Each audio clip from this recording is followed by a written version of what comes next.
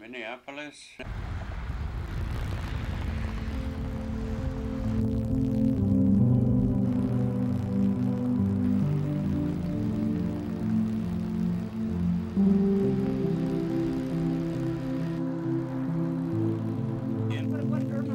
Gerda Hiller miała 21 lat, kiedy wraz z matką i rodzeństwem musiała uciekać z oblężonego i bombardowanego Breslau, jej rodzinnego miasta. Po wojnie wyemigrowała do Stanów Zjednoczonych. Nowy dom znalazła w Minneapolis w stanie Minnesota, gdzie żyła aż do śmierci. Podczas jej pogrzebu w 2001 roku została ujawniona tajemnica, którą skrywała przez całe życie.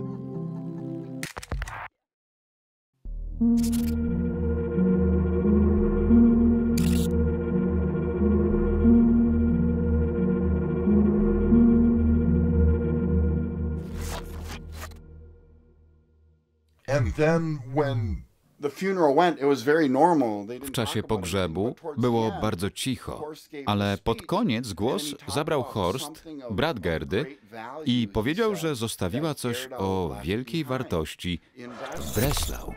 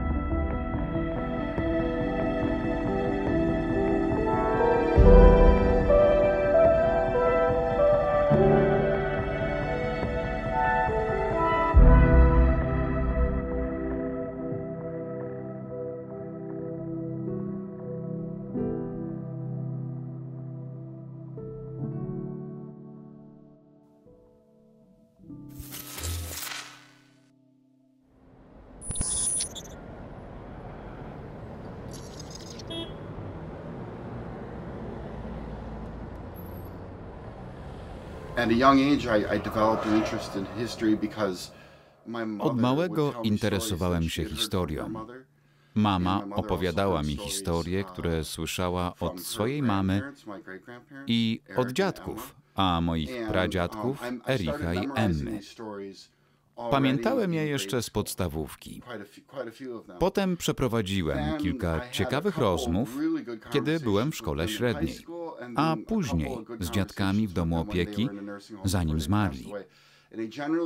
Nie chcieli rozmawiać o wojnie, ale byłem wtedy ich jedynym wnukiem i czasami udawało mi się wyciągnąć trochę informacji. Swoje poszukiwania zacząłem w 2015 roku. 14 lat po śmierci Gerdy i jej męża Juliusza. Wiedziałem, że niektóre osoby chorują i ci, którzy wiedzą coś więcej, prawdopodobnie długo nie pożyją. Zacząłem więc wszystko spisywać.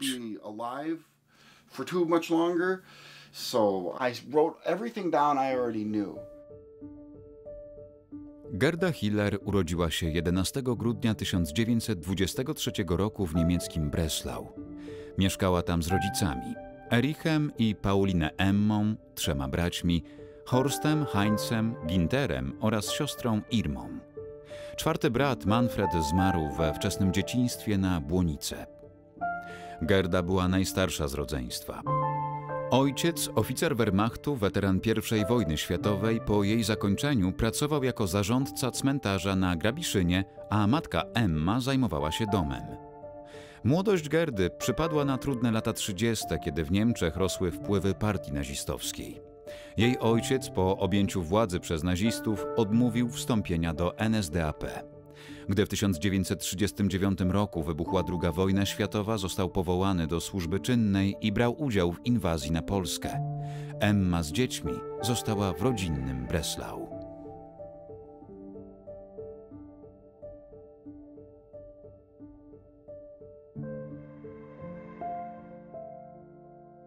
My first biggest obstacle is that Wielu krewnych mojej babci prawie wcale nie znałem.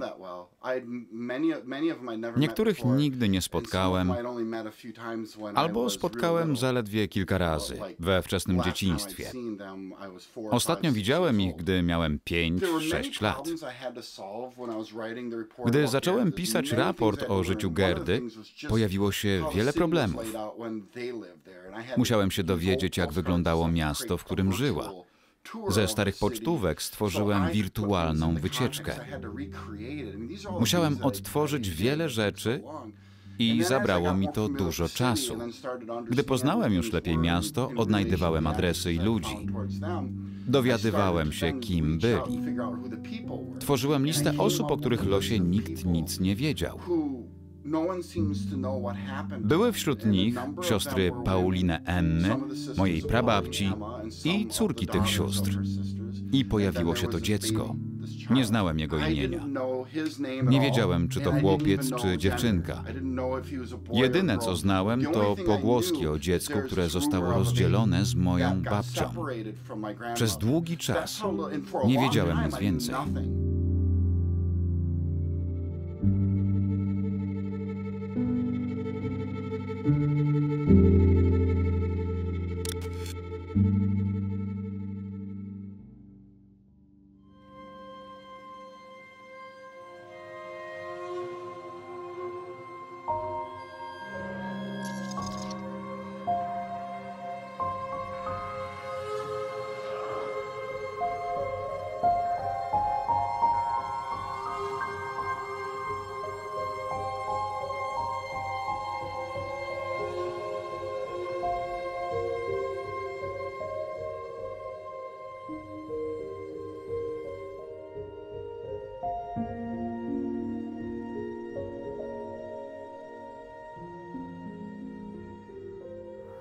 Jak byłam dzieckiem, nie zwracałam na to zupełnie uwagi, chociaż mi w szkole oczywiście ciężko z tym było, bo dzieciaki dopisywały mi drugą kreskę i zawsze było, znaczy drugą, no w ogóle kreskę i byłam Hitlerem. Wyśmiewali się ze mnie. W średniej szkole zaznałam tego ze strony profesorów, w urzędzie gminy kiedyś też, wyśmiewali się ze mnie.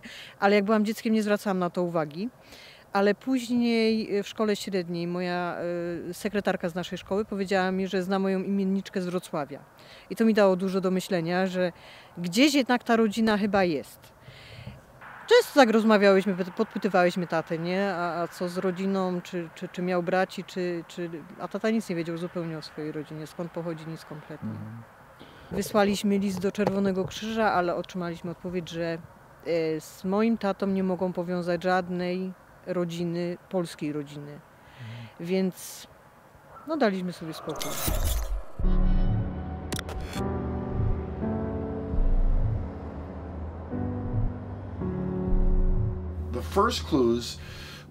Pierwszą wskazówką były dokumenty, które pochodziły z 1944 roku. To mogło znaczyć, że dziecko urodziło się pod koniec wojny. Pod warunkiem, że ta jedna linijka dotyczyła właśnie jego. Nie byłem pewny, że tak jest. I wtedy zwróciłem się do niemieckiego Czerwonego Krzyża. Ten przekazał sprawę do polskiego Czerwonego Krzyża, a ja odkryłem te fotografie. Uświadomiłem sobie, że mam zdjęcia tego dziecka, Dietmara. Na dwóch wyraźnie go widać. Jedno zrobione w profesjonalnym studiu. Znalazłem mały dowód na to, że dziecko naprawdę istniało.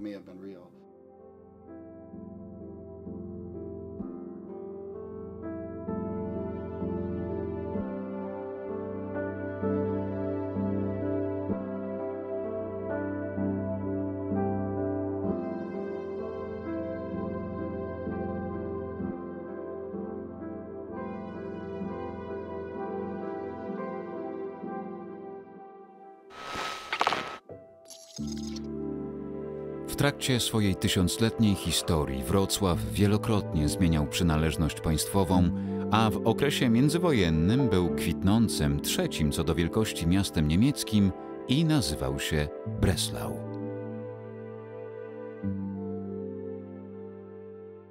According to Dad, life in Germany wasn't that bad growing up during the war. It was really more. Mój tata opowiadał, że dorastanie w Breslau w czasie wojny nie było takie złe, aż do jej końca, kiedy działy się naprawdę okropne rzeczy.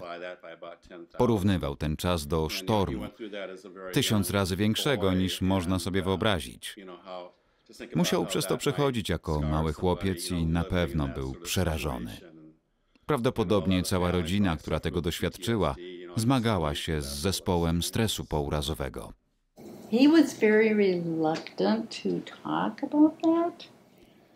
Mąż bardzo niechętnie o tym mówił.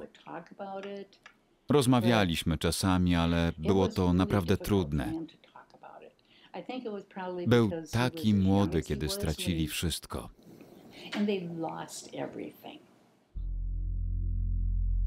Pod koniec II wojny światowej Hitler zdecydował o przekształceniu Breslau w twierdzę, co miało powstrzymać ofensywę sowiecką. Udawało się to przez dłuższy czas kosztem ludności cywilnej, która pracowała przy budowie twierdzy i ginęła pod ciągłym ostrzałem. Tuż przed pierwszym radzieckim szturmem na Festung Breslau 20 stycznia 1945 roku wydano spóźniony rozkaz przymusowej ewakuacji ludności. W mieście zapanował chaos, tylko część mieszkańców dostała się do pociągów, reszta uciekała pieszo. Nieślubne dziecko Gerdy, którego ojcem był prawdopodobnie niemiecki żołnierz wysłany na front, nie zostało zaakceptowane przez jej rodziców. Musiała umieścić się w domu dziecka, gdzie często je odwiedzała. 13 lutego Gerda zdecydowała, że to ostatnia chwila na ucieczkę. Tuż przed wyjazdem poszli po dziecko, ale budynek został poważnie uszkodzony. Na miejscu nie zastali nikogo. Próbowali przeszukać gruz. Nie znaleźli żadnego śladu dziecka i przypuszczali, że zginęło. Nie mogę sobie wyobrazić, że trzeba zostawić dziecko, opuścić kraj, a oni to właśnie musieli zrobić. Pomimo panującego zamętu i tysięcy osób usiłujących ewakuować się z oblężonego miasta, Hillerom udało się dostać do pociągu. Opuszczali miasto pod ostrzałem, leżąc na podłodze wagonu. Był to najprawdopodobniej ostatni pociąg, jaki wyjechał z Breslau tuż przed ostatecznym zamknięciem oblężenia przez armię radziecką.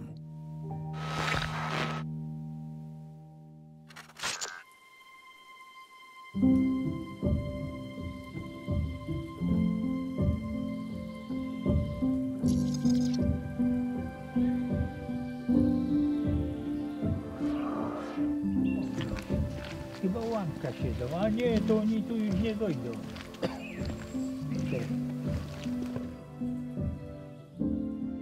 Wojciech Hiller urodził się 29 lutego 1944 roku w Breslau. Całe dzieciństwo, które pamięta, spędził w domach dziecka na Dolnym Śląsku. Przez 15 lat był przenoszony z jednego do drugiego. Doświadczył głodu i biedy. Stale dokuczano mu z powodu niemieckiego nazwiska.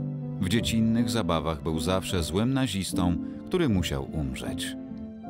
W latach 70. uczył się w szkole zawodowej, a po jej ukończeniu zaczął pracować jako spawacz. Często przenosił się z miejsca na miejsce, aż w fabryce w Bielsku-Białej poznał Teresę. Pobrali się w 1976 roku i zamieszkali w Lalikach, rodzinnej wsi żony. Tam urodziły się ich dzieci, córki Agnieszka, Magda, Karolina i syn Mateusz. Kumpel taką jedną chodził, Marysią, no i później tak chodź ze mną kiedyś, tą drugą jakoś przyprowadzi koleżankę, idziemy na tańce gdzieś. No i my tak chodzili na tej zabawy, bo to były dancingi kiedyś dawniej. Nie były te dyskoteki, tylko dancingi. No i tak się zapoznali później. Raz, drugi raz. No i później drugi raz jak przyjechałem, to już się całkiem zapoznali. No i tutaj przyjechałem, spodobało mi się to. Ale wtedy tu było, diabeł dobranoc powiedział, wiesz? Drogi to takie wąskie tu były, to tylko końmi jeździli. No później się tak dowiadywała, a ty czego to nic nie mówisz? A ja w ukryciu, to po co to rozpowiadać tego? Ale też śmiało mówi i tak dalej. No i później się tak pomału dowiedzieli, teściowa też mówi, a co się będziesz ukrywał? Nie masz rodziców i tyle, zginęły na wojnie i tyle. Wiesz co, ja po prostu nie myślałam o tym, że on jest, wiesz, taką sierotą powojenną, nie? Ja sobie myślałam, że ma rodziców, wiesz, jakichś tam patologicznych i po prostu oddali go do domu dziecka i nie chcą się, wiesz, nim interesować. No. A zresztą mnie to nie przeszkadzało, czy on jest w domu dziecka, czy ma rodzinę, czy nie ma rodzinę. No jest człowiek, to trzeba go zaakceptować. A później jak się już dowiedziałam, że już rzeczywiście jest w domu dziecka i że jest taką, wiesz, już totalną sierotą, no to już bardziej go tak, wiesz, się tak po prostu, wiesz, nie litowałam, tylko jakś to powiedzieć.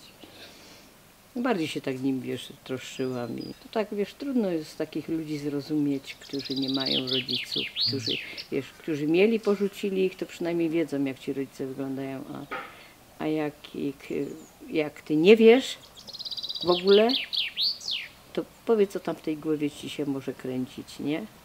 No.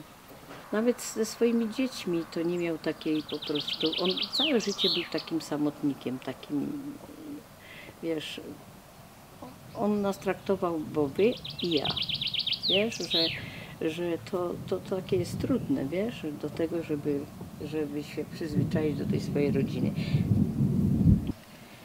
Także to były naprawdę trudne czasy, bardzo trudne i lepiej o tym już nie myśleć, wiesz.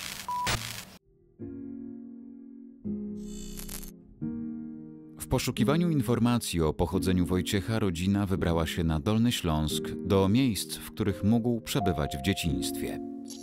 Najpierw pojechali do Dusznik-Zdroju, gdzie prawdopodobnie Wojciech spędził drugi rok życia. Nie ma tam już sierocińca. W latach 50. został przekształcony w sanatorium, ale Magda umówiła się na spotkanie z Dariuszem Giemzą, który bada historię domów dziecka na Dolnym Śląsku. Tutaj był budynek, wie pan, i tu mogliście dużo się na tych trawnikach tutaj bawić, Tak, nie? tak, tak. A dlaczego mnie na przykład z Wrocławia szybko tutaj przywieźli? No bo Wrocław był oblężony, było bardzo duże bombardowanie Wrocławia i cały Wrocław płonął, i dlatego właśnie siostry te z prowincji niemieckiej wpadły na taki chytry, ale bardzo dobry plan. Aha. Ściągły siostry z Bielska, z Lwowa, polskie, No, żeby przywieźli je tutaj. Jeżeli tutaj te dzieci były z polskimi siostrami, no. to Rosjanie nie mieli odwagi. Podejrzewam, że gdyby tu były niemieckie siostry z panem, no, to dobre, podejrzewam, no. że byłyby masowe gwałty i też nie wiadomo, co by się działo. A tak to dzięki temu, dobrze że pan były mówi. polskie siostry, można powiedzieć, wy byliście ochronieni w jakiś sposób, co nie? Tak, tak, tak. Z Dusznik-Zdroju Wojciech został przeniesiony na krótki czas do Krzydliny Małej, a później do państwowego, nieistniejącego już sierocińca w Szarocinie.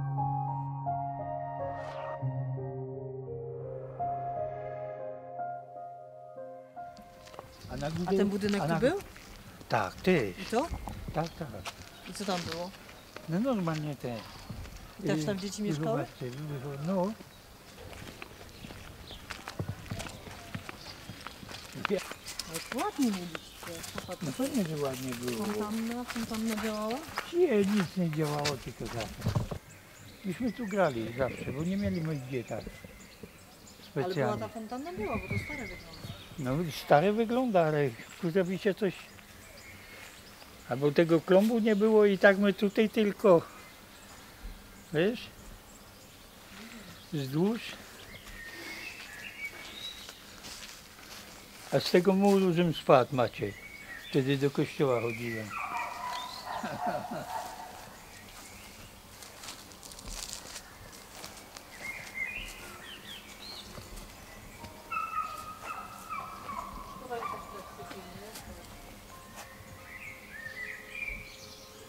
Bo tam żeśmy nie chodzili tak specjalnie, tylko tam w górę, wiesz? I tam żeśmy znajdywali tych wisielców, tych Niemców, wiesz? Gdzie? No tam w górze, w lesie. Jak to? Wieszali czy sami się Wieszani wieszali? sami, nie wiem. Ostatnim przystankiem był Karpacz, piękne górskie miasteczko, gdzie Wojciech spędził ostatnie lata w systemie państwowej opieki nad dziećmi, zanim stał się dorosły i zaczął żyć samodzielnie. Po około 20 latach od prośby pana Wojciecha utrzymaliśmy z niemieckiego Czerwonego Krzyża prośbę o poszukiwanie chłopca o imieniu Dietmar. Rodzina podawała, iż chłopiec zaginął w czasie ewakuacji Wrocławia. W związku z tym, iż rodzina podała bardzo dużo informacji dotyczących okoliczności zaginięcia i również pan Wojciech pod koniec lat 90. zrobił to samo. Opisał swoje pierwsze wspomnienia z pobytu w ochronkach i domach dziecka. Koleżanka, która przeszukiwała dokumenty naszego biura, połączyła dwie historie, dwa opowiadania o losach dziecka, a nie dane osobowe. Dane były podobne, ale nadal nie były to te same dane osobowe. Zdecydowaliśmy się poprowadzić poszukiwania, można powiedzieć, dwutorowo. Z jednej strony Dietmara, jako dziecka pochodzenia niemieckiego zaginionego w czasie ewakuacji Wrocławia, a z drugiej strony Wojciecha. W wyniku poszukiwań zaczynaliśmy nabierać podejrzeń, że zarówno Wojciech, jak i Dietmar to jedna i ta sama osoba.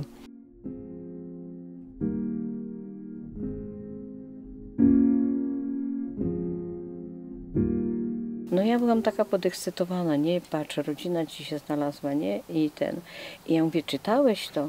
A on mówi, a czytałem. I nic, i poszedł, wiesz?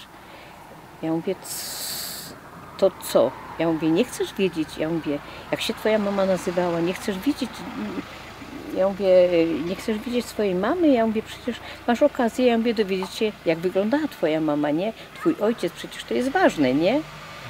I on wtedy dopiero, ja myślę, że to też taka, wiesz, taki żal, nie? Że no skoro miałem tych rodziców, to czemu oni wcześniej się o mnie nie pytali? Dopiero teraz ktoś się o mnie pyta, wiesz? Ja myślę, że to taki podkład psychiczny, ale później ja wzięłam go, usiadłam na tym i mówię, słuchaj, ja mówię, tu jest, ja mówię, jakiś krewny twój, chce się z tobą spotkać, nie? I jakaś rodzina twoja się odnalazła.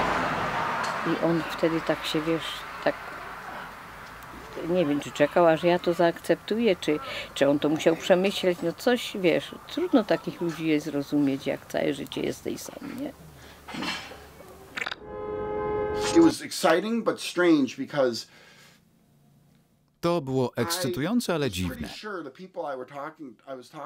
Byłem prawie pewien, że to właściwi ludzie, ale nie wiedziałem tego w 100%.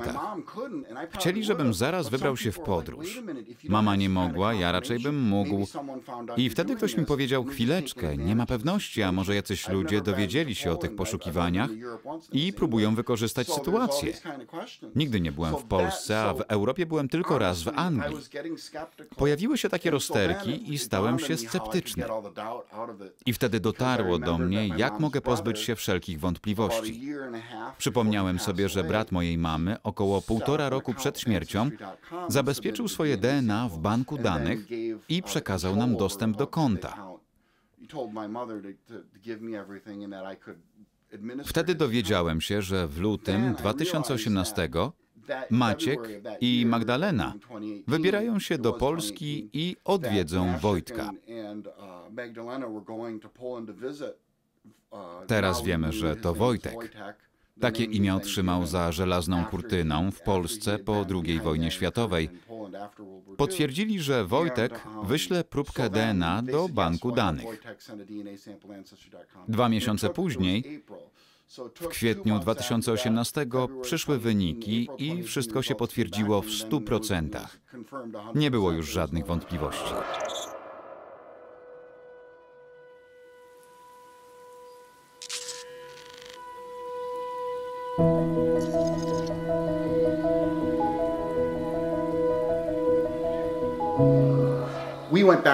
Rozmawialiśmy o tym stale, mówiliśmy, że to jest coś niesamowitego. Nie mogłem spać przez kilka nocy, uroniłem niejedną łzę. Moja żona pytała, naprawdę znalazłeś go? Nie mogę w to uwierzyć, to niewiarygodne. Żeby Kerry nie szukał, nie było tego DNA i tego wszystkiego, to by się w ogóle ta rodzina nie odnalazła.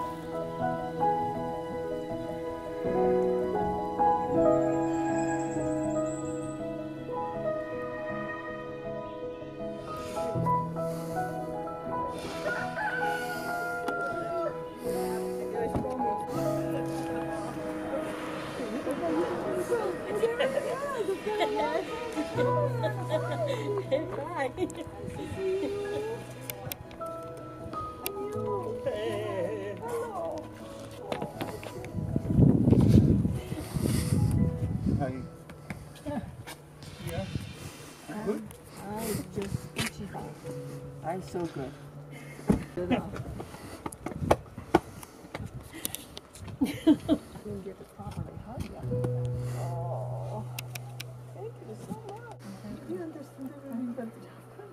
Chodźcie do domu, bo tu jest słodnie.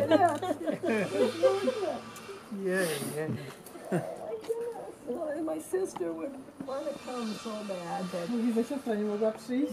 Ja, aha. she has some medical problems, but she'll get better and come see you. Chodźcie do domu. Mandziu, weź ich do domu, bo tam wiesz. Tata jest teraz najszczęśliwszym chyba człowiekiem na świecie. Nie widziałam go wcześniej tak szczęśliwego.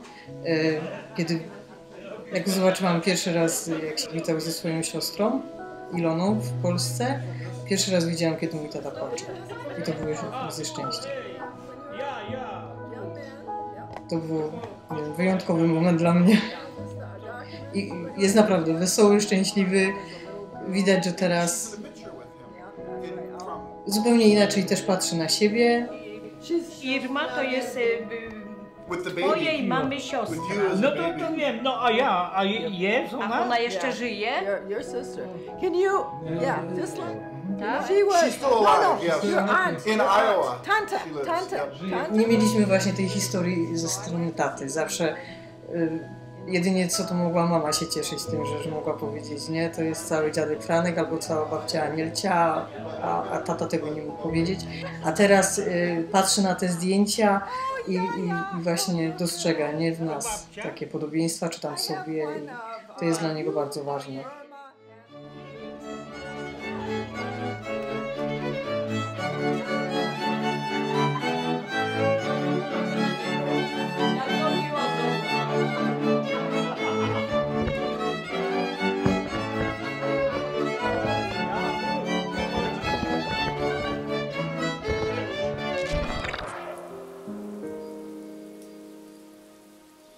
Spotkanie z Iloną było okazją do poznania powojennych losów Gerdy. Po ucieczce z Breslau i po długiej, wyczerpującej podróży rodzina Hillerów dotarła na farmę w Bawarii. Mieszkali tam jakiś czas, a potem przenieśli się do Monachium. Po kapitulacji Niemiec Gerda pracowała jako szwaczka dla armii amerykańskiej. Tam poznała swojego przyszłego męża, Juliusza Maska, pochodzącego z Jugosławii. W Monachium urodziły się ich dwie córki, Ingrid w 1948 roku i Ilona w 1950. Życie w powojennych Niemczech nie było łatwe. Trauma po opuszczeniu rodzinnego miasta i powracające wojenne wspomnienia spowodowały, że rodzina zdecydowała się wyemigrować za ocean. So yeah, the war affected my mother and my father. My mother had her struggles. Oczywiście wojna wpłynęła na mamę i tatę. Mama musiała walczyć z wieloma trudnościami. Uznali, że najmądrzejszą rzeczą będzie wyjazd z Niemiec. Zaczęli szukać okazji, bo jeśli przeżyjesz wojnę, myślisz tylko o tym, że chcesz być bezpieczny. Nie wiesz, co będzie dalej. Podróży przez ocean na MS Italii nie pamiętam, bo byłam za mała. Moje kolejne wspomnienia są już z Kanady, gdzie przyjechaliśmy najpierw. Pamiętam, że było dużo śniegu i ogrzewaliśmy się żeliwnym piecykiem. Potem pojawił się mój brat. Gdy miał rok, mogliśmy pojechać do Stanów Zjednoczonych.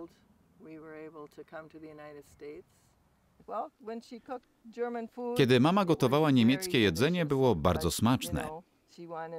Ale chciała być Amerykanką, więc robiła hamburgery, frytki, spaghetti z sosem, posypane dużą ilością parmezanu. Uwielbiała piec, była w tym dobra. Piekła dużo ciastek i lubiła robić galaretkę. Lubiła pracować rękami i była też krawcową. Lubiła szyć nasze ubrania. Jestem pewna, że byli szczęśliwi, że są w Stanach Zjednoczonych i stali się amerykańskimi obywatelami tak szybko, jak to było możliwe. Na początku z niczego nie zdawałam sobie sprawy. Ale zaraz zapytasz, dlaczego nie interesowałam się dzieckiem ze zdjęcia. Nigdy tego zdjęcia nie chowali. Gdyby nie chcieli, żebyśmy je oglądali, podarliby je, zniszczyli. Ale ono było zawsze w albumie. Na jednym zdjęciu były moja babcia i ciocia z małym uroczym chłopcem, a na drugim moja mama przytulająca tego chłopca w maleńkich bucikach. Miał może wtedy rok. Myślałam, co to za chłopiec? Mama pytana o niego, próbowała zmieniać temat. Zapytałam niedawno siostrę, co jej mama mówiła o chłopcu ze zdjęcia. Mówiła, że to dziecko sąsiadów, co teraz wydaje się absurdalne. Tak więc przez lata był to po prostu chłopiec ze zdjęcia. Każda rodzina ma jakiś sekret i to był nasz sekret. Kiedy to wszystko poskładasz, uświadamiasz sobie, że przez te wszystkie lata mama miała złamane serce. Nie wiedziała, co się z nim dzieje.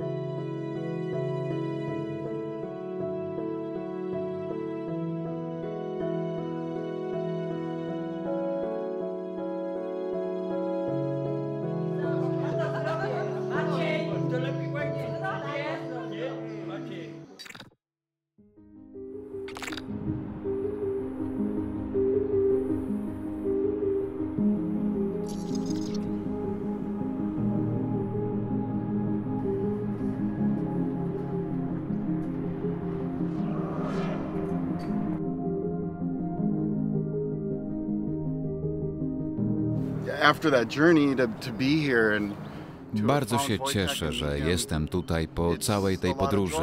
Poznanie Wojtka to dla mnie wielka radość. Wiele się nauczyłem, poskładałem wszystkie kawałki, dwa języki, dwie kultury. Tu we Wrocławiu jestem bardzo wzruszony, widząc te różne miejsca. Niedawno mama pokazywała mi opis ratusza sporządzony przez Gerdę. To wszystko było jak z jakiejś baśni. Babcia opowiadała mi te historie jak bajki przed snem. Działy się dawno i daleko. Nie spodziewałem się, że kiedyś zobaczę te miejsca. Opowiadała, kiedy miałem 6-7 lat, a teraz mogę to zobaczyć. I to nie bajka, to prawdziwe miejsce. I to jest fantastyczne. Dla Wojciecha była to pierwsza od czasów dzieciństwa wizyta we Wrocławiu.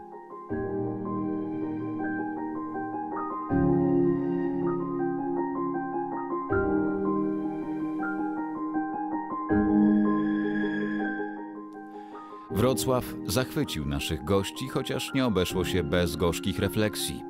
Cmentarz Grabiszyński został niedługo po wojnie i po opuszczeniu miasta przez dotychczasowych mieszkańców przekształcony w park. W ramach walki z germańską przeszłością niszczono wszystko, co niemieckie, w tym także cmentarze.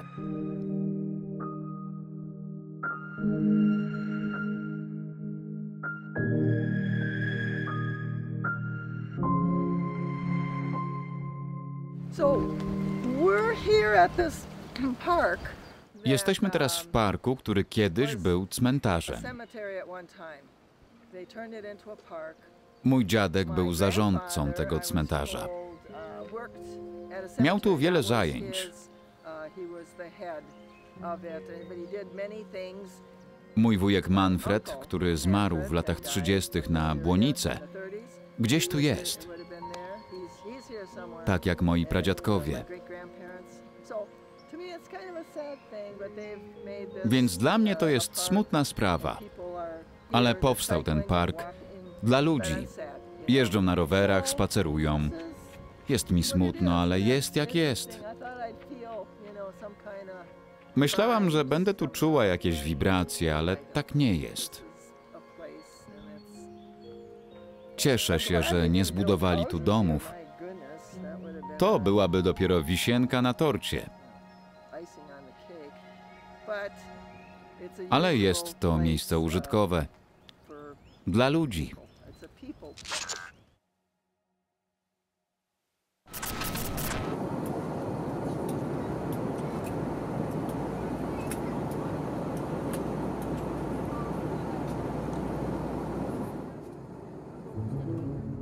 Dla Wojciecha to był pierwszy lot w życiu. Nie mógł wybrać się w podróż aż do Stanów Zjednoczonych. Spotkanie z Irmą, siostrą mamy, możliwe było tylko w połowie drogi.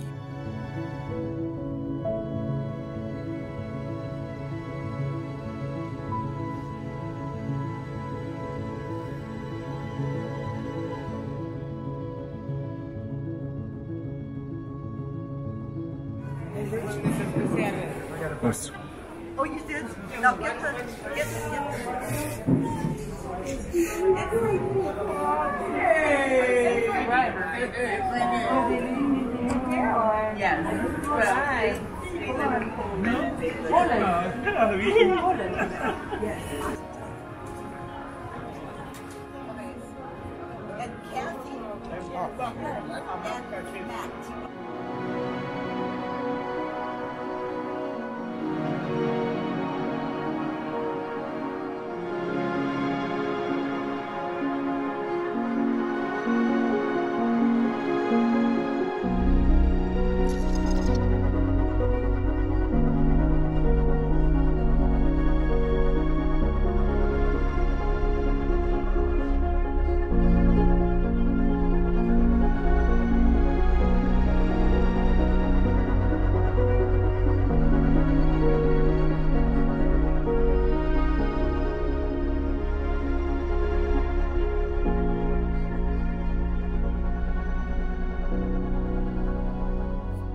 Gdy rodzina Hillerów pierwszy raz wspólnie usiadła przy stole, Irma nagle zaczęła mówić.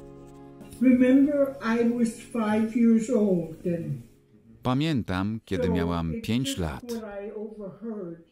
Słyszałam, jak rozmawiali. Po wojnie szukali go, ale wiedzieliśmy, że jest w radzieckiej strefie wpływów. Zwrócili się do Czerwonego Krzyża. Czyli skontaktowałeś się z Polskim Czerwonym Krzyżem, ale oni powiedzieli, że pan już był adoptowany. Ja wiem, no. Jak szukali na takim... You couldn't believe what the Russians were saying. Nie masz pojęcia, co Rosjanie mówili. A my byliśmy bezsilni. Byliśmy w Niemczech, na zachodzie. Na dodatek zmienili jego imię. Ale chcę, żeby wiedział, że mama szukała go przez długi czas. Możemy się domyślać, jak było jej ciężko, kiedy nadchodziły jego urodziny.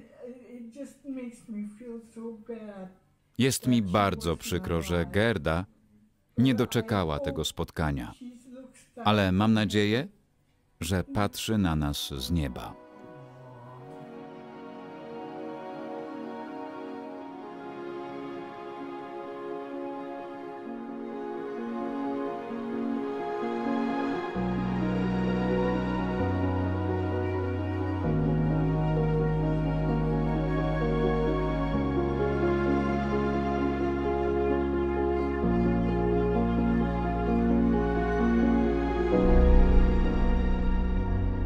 Oh my goodness, I was just shocked. O mój Boże, byłam po prostu w szoku.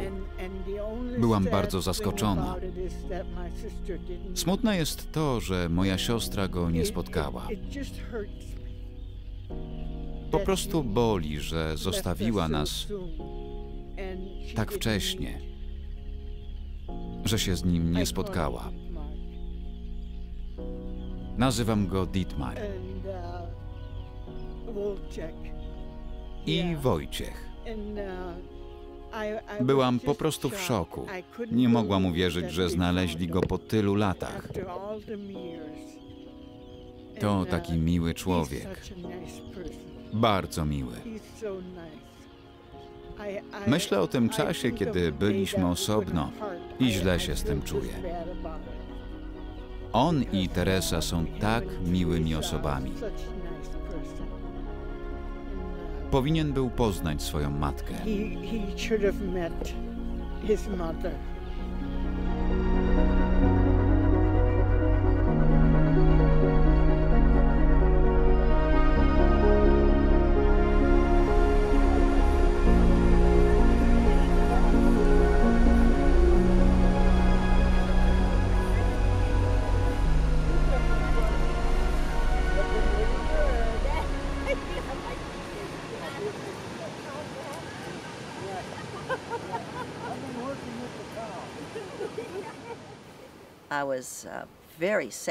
Było mi bardzo smutno, kiedy dowiedziałam się, jak ciężkie było życie Dietmara, przemianowanego na Wojtka. A potem zobaczyłam jego wspaniałą rodzinę. Jest szczęściarzem, chociaż zapłacił wysoką cenę. Mogę tylko zacytować moją mamę, która chora musiała opuścić swój dom i chociaż byli z ojcem razem do końca,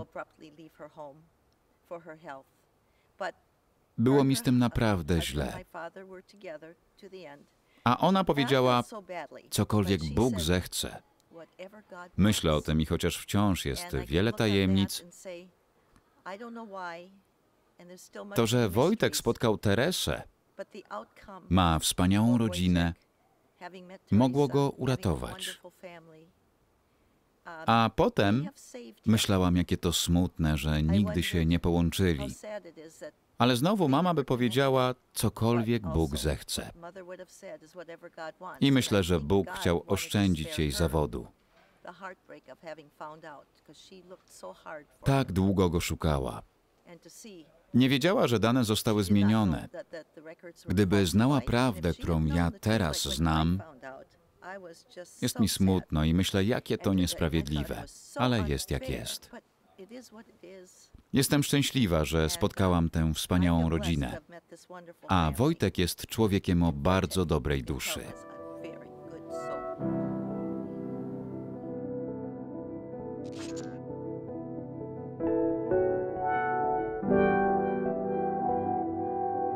Nie wszystkie tajemnice zostały wyjaśnione, ale dla Wojciecha i całej rodziny nie miało to już znaczenia. Ta historia to wiele spotkań, wzruszeń, tysiące przebytych kilometrów na 2 kontynentach, a podróż kończy się tam, gdzie się zaczęła, w Minneapolis. Dla Amerykanów spotkanie z Wojciechem było rodzajem oczyszczenia z traumy, ale również z poczucia winy. Rodzinna tajemnica długo im ciążyła.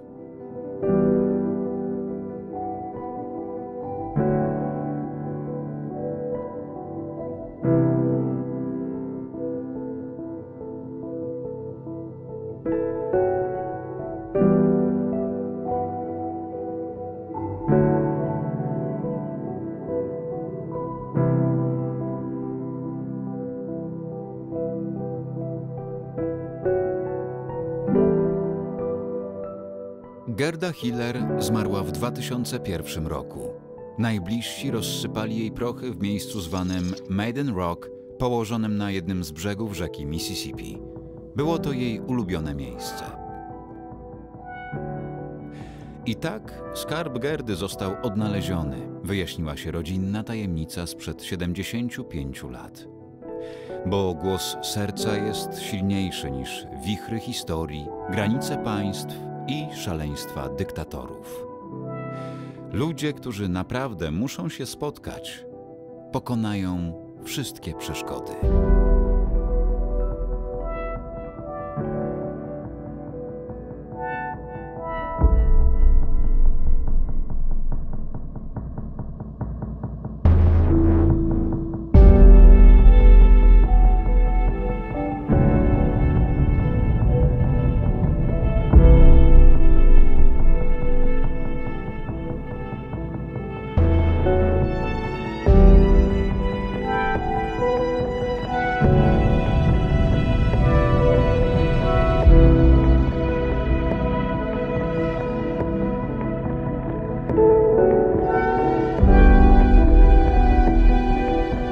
Thank you.